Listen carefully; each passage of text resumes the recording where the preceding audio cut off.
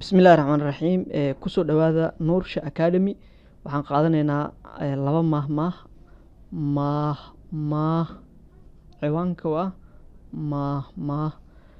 tan koowaad, far kaliya fool ma dhaqdo.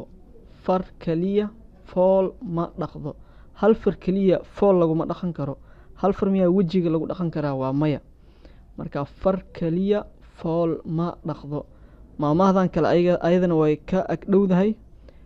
gacmo waxay leedahay gacmo wada jir bay wax ku gooyaan.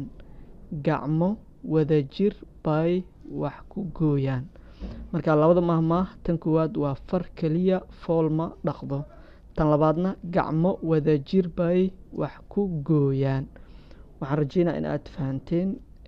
la socda cashirka xiga. wassalaamu calaykum waraxmatullaahi wabarakaatu.